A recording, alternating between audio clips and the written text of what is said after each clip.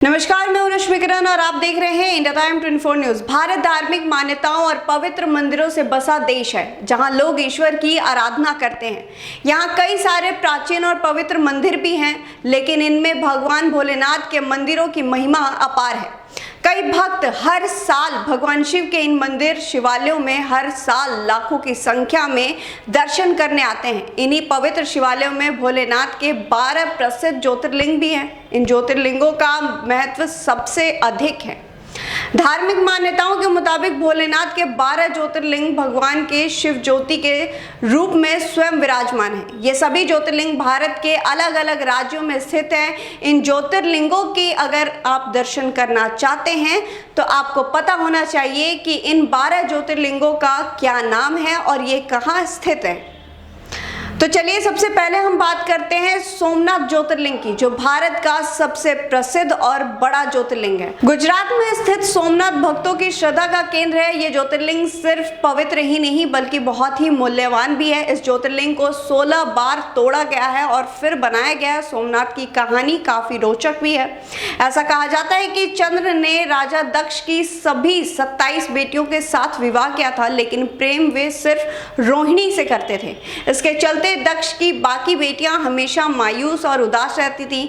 एक दिन राजा दक्ष का सब्र का बांध टूट गया और उन्होंने चंद्र को श्राप दिया कि वो अपनी सारी चमक खो देंगे। इस श्राप के असर से चंद्र ने अपनी रोशनी खो दी और पूरा संसार अंधकार में डूब गया। परिस्थितियां बिगड़ती देख सभी देवताओं ने दक्ष से आह्वान किया कि वो चंद्र को माफ कर दें।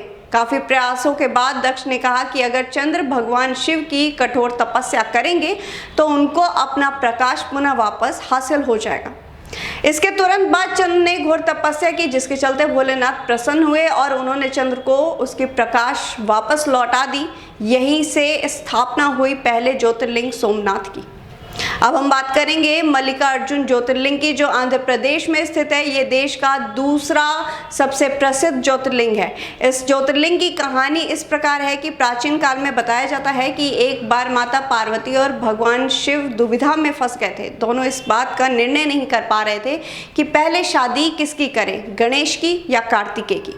फिर दोनों ने मिलकर एक प्रतियोगिता आयोजित की। प्रतियोगिता के अनुसार गणेश और कार्तिकेय में से जो भी सबसे जल्दी संपूर्ण धरती का चक्कर लगाकर आएगा उसकी शादी सबसे पहले होगी। इसके बाद कार्तिकेय अपने मोर पर निकल पड़े भ्रमण के लिए। वहीं गणेश ने माता पिता और शिव के इर्द गिर्द चक्कर लगा दिया। पूछे जाने पर गणेश ने बोला कि उनके लिए उनके माता पिता ही उनका संसार है, इसलिए उन्होंने उनका चक्कर लगा लिया। ये सुनकर माता पार्वती और भगवान शिव इतने प्रसन्न हुए कि उन्होंने गणेश का विवाह विश्वरूपम की दोनों बेटियां रिद्धि और सिद्धि के साथ करवा दिया। ये देख कार्तिकेय को बहुत ही बुरा लगा और उन्होंने निर्णय किया कि वो कभी शादी नहीं करेंगे। इसके बाद से वो श्री सैला पहाड़ की तरफ निकल पड़े और अपनी आगे की जिंदगी वहीं बिताई। जब माता पार्वती को और शिव को इसके बारे में जानकारी मिली तो वो दोनों उनसे मिलने पहुंचे। माता पार्वती उनसे पूर्णिमा के दिन मिली, वहीं भगवान शिव उनसे अमावस्या के दिन मिलने पहुंचे। इस तरह मल्लिकार्जुन ज्योतिर्लिंग की स्थापना हुई। अब बात करते हैं महाकालेश्वर ज्योतिर्लिंग की, जो भारत का तीसरा सबसे प्रसिद्ध ज्योतिर्लिंग है। ये ज्योतिर्लिंग उज्जैन के रुद्र सागर झील के पास बना हुआ है। ऐसी मान्यता है कि यहाँ कभी चंद्रसेन नाम के राजा का शासन हुआ करता था। वो भगवान शिव के बहुत बड़े भक्त हुआ करते थे और वहाँ की प्रजा भी महादेव को पूजती थी। एक बार राजा रिपुदमन ने चंद्रसेन के महल पर हमला कर दिया था। वहीं उसके साथ ही मायावी राक्षसी दूषण भी था, जो अदृश्य हो जाता था। राक्षस ने वहां की प्रजा को प्रताड़ित किया और पूरे महल को बर्बाद कर दिया। तब वहां की प्रजा ने भगवान शिव को याद किया और मदद की गुहार लगाई। ऐसा कहा जाता है कि यहाँ महादेव ने स्वयं दर्शन दिया और प्रजा की रक्षा की। इसके बाद उज्जैन के लोगों की प्रार्थना सुनकर भोलेनाथ ने निर्णय किया कि वे उज्जैन नहीं छोड़ेंगे और इस प्रकार उत्पन्न हुआ महाकालेश्वर ज्योतिर्लिंग। आपको बता दें कि ओंकारेश्वर ज्योतिर्लिंग भी मध्य प्रदेश में ही स्थित है। ये ज्योतिर्लिंग नर्मदा नदी के पास शिवपुरी द्वीप पर बना हुआ है। ओंकारेश्वर का अर्थ होता है ओंकारेश्वर का भगवान। पुराणों के मुताबिक यहाँ एक बार देवताओं और असुरों के बीच बहुत बड़ा युद्ध हुआ, जिसमें असुरों ने देवताओं को परास्त कर दिया था। इसके बाद सभी ने भगवान भोलेनाथ से प्रार्थना की कि उनकी भगवान भोलेनाथ रक्षा करें। देवताओं की गुहार को स्वीकार करते हुए भगवान शिव ने वहाँ आए और उन्होंने राक्षसों का संहार किया, जिसके बाद से वहां ओंकारेश्वर ज्योतिर्लिंग की स्थापना हुई।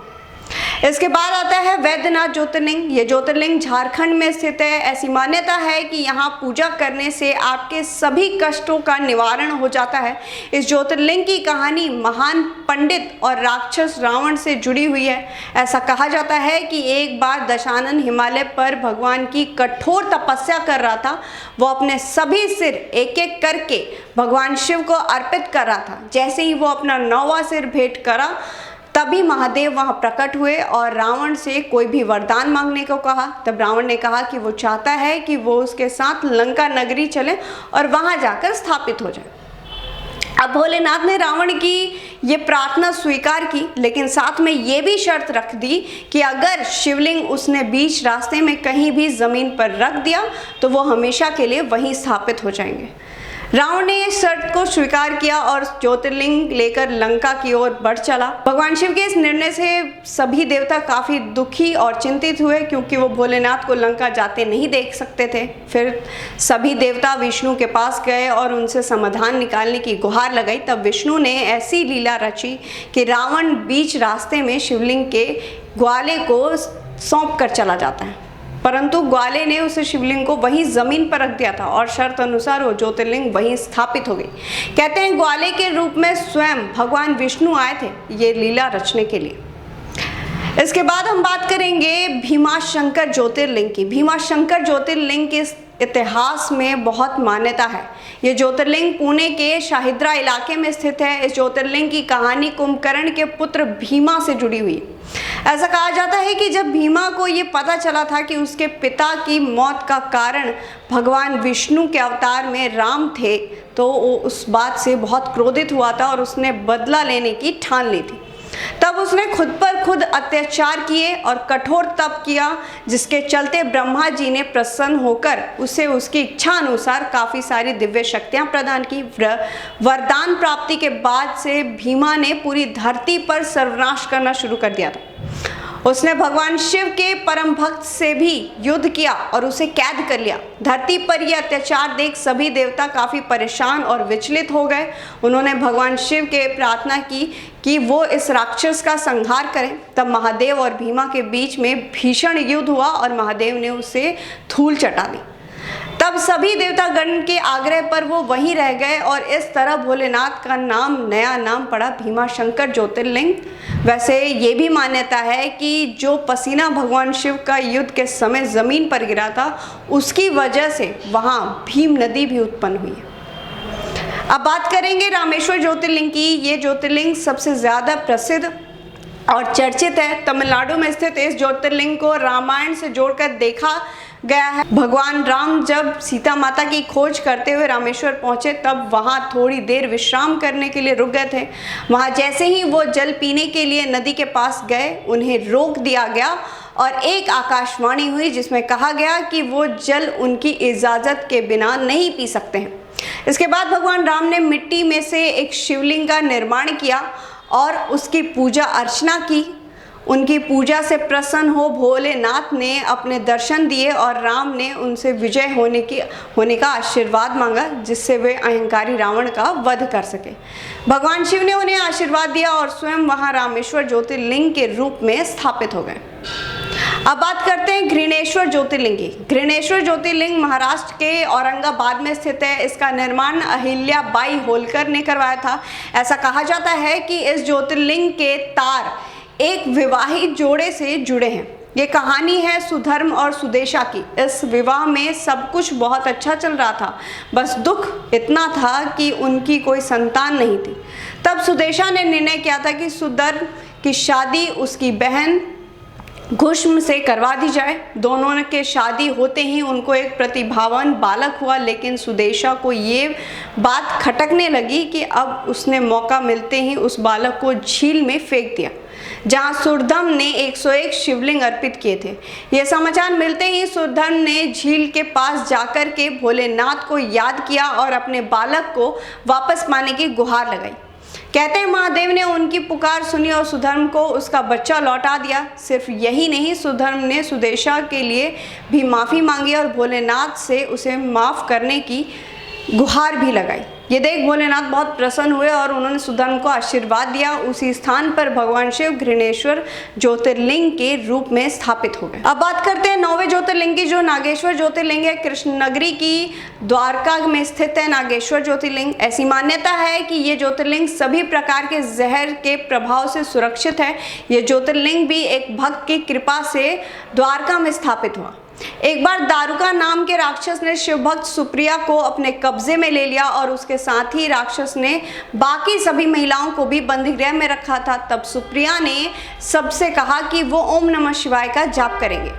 जैसे ही दारुका को इस बात की भनक लगी, वो सुप्रिया को मारने के लिए निकल पड़ा, लेकिन तभी महादेव प्रकट हुए और उन्होंने उस दुष्ट राक्षस का संहार किया। इस प्रकार द्वारका की धरती पर नागेश्वर ज्योतिर्लिंग की भी स्थापना हुई। वहीं हम अब बात करते हैं विश्वनाथ ज्योतिर्लिंग की, तो वो वाराणसी की घाटों पर गंगा के पास स्थित है। ऐसा कहा जाता है कि जो भी व्यक्ति अपने जीवन की आखिरी सांसें लेता है, उसे सीधे मोक्ष की प्राप्ति होती है। इस ज्योतिर्लिंग के विषय में एक नहीं बल्कि अनेक कथाएं चर्चा में हैं। सबसे चर्चित कथा है ब्रह्मा जी और विष्णु जी के बीच के मतभेद की। ऐसा कहा जाता है कि एक बार ब्रह्मा जी और विष्णु जी में इस बात को लेकर बहस हुई कि कौन ज़्यादा बड़ा है। तब ब्रह्मा जी ने अपने वाहन पर निकलकर स्तंभ का ऊपर भाग खोजने लगे, वहीं विष्णु जी चले गए निचला भाग खोजने के लिए। तभी उस स्तंभ में से प्रकाश निकला और महादेव प्रकट हुए। अब भगवान विष्णु तो अपने कार्य में असफल रहे, लेकिन ब्रह्मा जी ने झूठ बोला कि उन्होंने ऊपरी छोर खोज लिया। इस बात से भगवान शिव काफ़ी क्रोधित हुए और उन्होंने ब्रह्मा जी को श्राप दिया कि अब उन्हें कोई पूजा नहीं करे। ऐसा कहा जाता है कि महादेव स्वयं वहां काशी विश्वनाथ ज्योतिर्लिंग के रूप में स्थापित हो गए। इसके बाद बात करते हैं त्र्यंबकेश्वर ज्योतिर्लिंग की। ऐसा कहा जाता है कि गोदावरी नदी का अस्तित्व भी इस ज्योतिर्लिंग की वजह से ही है। शिव पुराण के अनुसार एक बहुत ही प्रसिद्ध गौतम ऋषि हुआ करते थे। उनको भगवान वरुण से ये वरदान मिला था कि उनके पास कभी भी अनाज की कमी नहीं होगी। लेकिन दूसरे देवताओं को इस बात से जलन होने लगी, तो उन्होंने एक गाय को उनके अनाज के ऊपर छोड़ दिया। उस गाय को देख ऋषि ने गाय को मार दिया। उनको बाद में इस बात का दुख हुआ और उन्होंने भगवान शिव की आराधना की। तब महादेव ने गंगा देवी को कहा कि वो ऋषि के इलाके से होकर निकले, जिससे उनके सभी पाप धुल जाएं। इस प्रकार से ही वो नासिक के त्र्यंबकेश्वर ज्योतिर्लिंग के रूप में स्थापित हुए। अब बात करते हैं सबसे महत्वपूर्ण और सबसे चर्चित ज्योतिर्लिंग की, जो है केदारनाथ ज्योतिर्लिंग। केदारनाथ चारों धामों में से प्रमुख धाम माना जाता है। उस पवित्र धाम में केदारनाथ ज्योतिर्लिंग की स्थापना हुई है। भगवान शिव केदारनाथ में सदैव निवास करते हैं। जो भी वहां जाता है उसकी सभी मनोकामना पूर्ण होती है। इस ज्योतिर्लिंग के सिलसिले में एक कथा काफी चर्चित है। ऐसा कहा जाता है कि भगवान ब्रह्मा के 2 पुत्र नर और नारायण थे। इन दोनों ने द्वापर युग में कृष्ण और अर्जुन के रूप में जन्म लिया था। नर और नारायण भगवान भोलेनाथ के बड़े भक्त थे, इसलिए उन्होंने बद्रीनाथ में एक स्वयं का शिवलिंग बनाया था और उसके सामने बैठकर दोनों घोर तपस्या करते थे। ऐसा कहा जाता है कि उस शिवलिंग पर रोज भगवान शिव दर्शन दिया करते थे। एक दिन भोलेनाथ उन दोनों बालकों में से इतने प्रसन्न हुए, उन्होंने दोनों से कहा कि वो वरदान मांगे। तब दोनों ने कहा कि आप बस स्थान पर सदैव के लिए बस जाएं। भगवान शिव ने उनकी इच्छा पूरी की और इस तरह से केदारनाथ ज्योतिर्लिंग की स्थापना हुई।